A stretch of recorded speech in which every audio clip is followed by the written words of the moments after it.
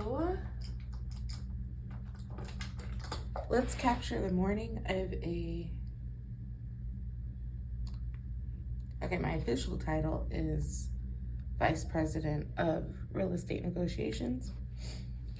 But let's just say, for sake of simplicity, a real estate developer.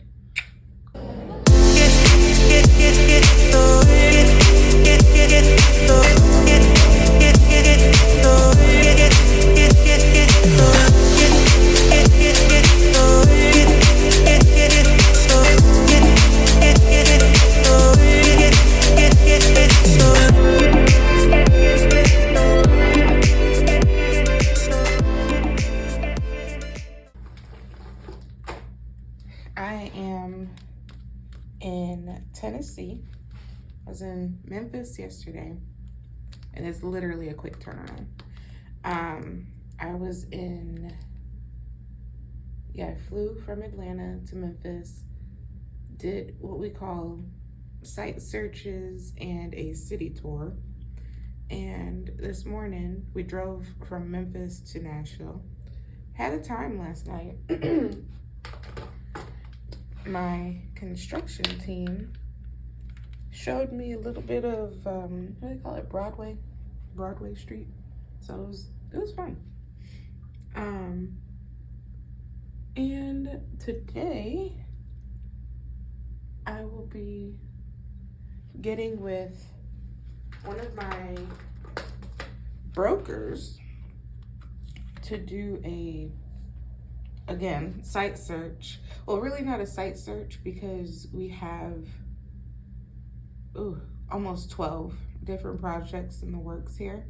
So I'm gonna go and see these projects, not all of them, and get a feel for Nashville, because this is my territory.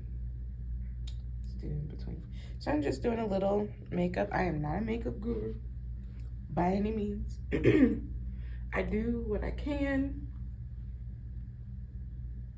and that is it.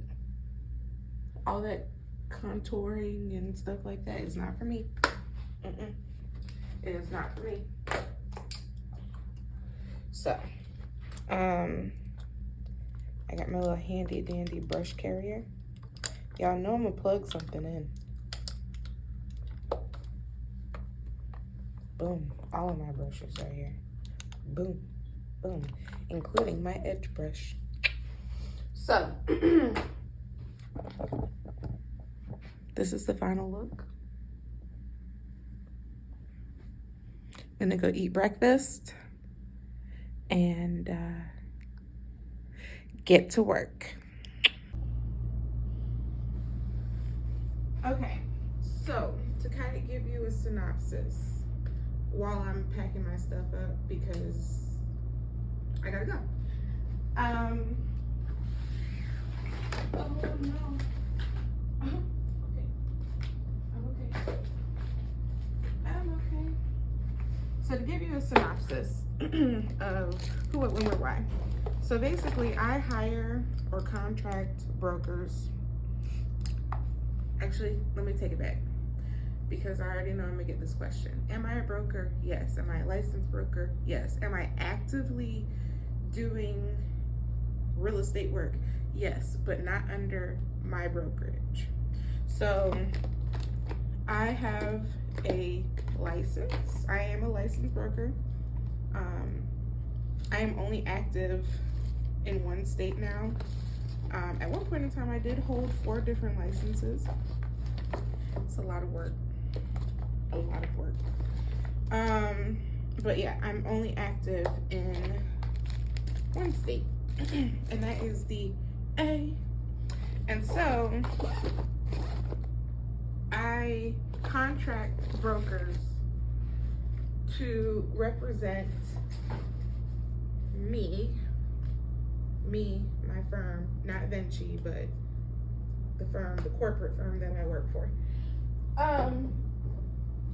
I contract them so that they can represent me for the states that I am not local in. So I manage, negotiate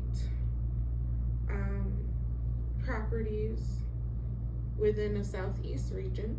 So just think of Southeast. And obviously I don't live in all of these states, so you contract brokers to be your representative. It is not uncommon, and the best way for me to simplify it is almost like, say if you wanted to buy a house or invest in property out of state, what do? You hire a broker or a real estate agent to represent you.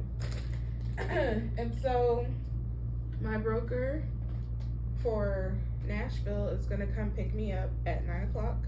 So I'm trying to hurry up so I can get the heck up out of here, get downstairs, eat breakfast, and then we can be on the road. Like I said before, we're doing a tour of sites that I'm currently working on. And we're in all different stages in these sites. So commercial is a different beast altogether, because it's not like residential where you negotiate a deal and then you're usually done.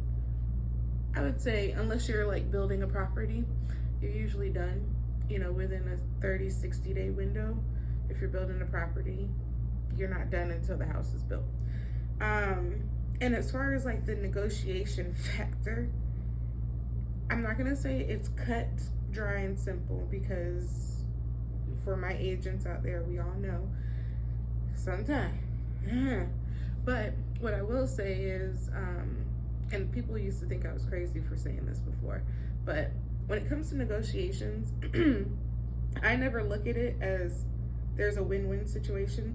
There is always something that somebody has to, let me not say lose. There's always something that you have to compromise on. There you go. And so you find a happy medium. You find a way that everybody can be happy so that we can get a deal done. With commercial, first of all, negotiations can go on for a year because anything can happen. If you're doing a land lease and a property needs to be built, you have to actually negotiate the terms of the land first. Then you get into the nitty-gritty of what you're putting on that building or on that land parcel. So it's a lot of spinning of wheels, and really and truly for me in my position specifically, you would think I would be done with the property after the site is completed and I essentially turn over keys to whoever is going to be managing the property and housed in the property, or sometimes I have to deal with the aftermath. And the aftermath is not too bad, but like for instance, if they're usually longer terms. I do a lot of leases, so I will negotiate a lease, for say a term of 10 years.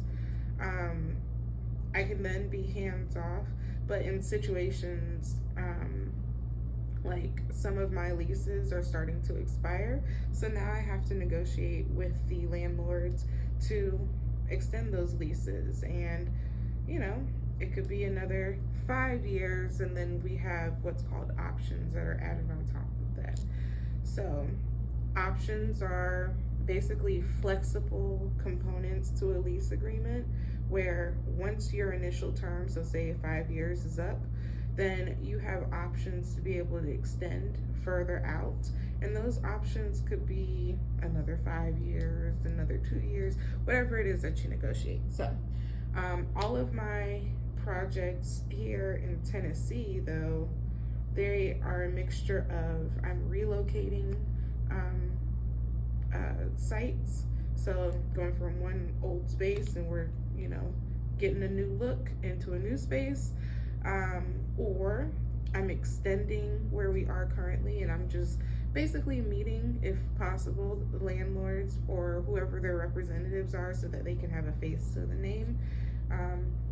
Because real estate is real estate, but real estate is also about building relationships. I don't care what nobody says. If you have a name and your name precedes you in a positive manner, people will want to do deals with you.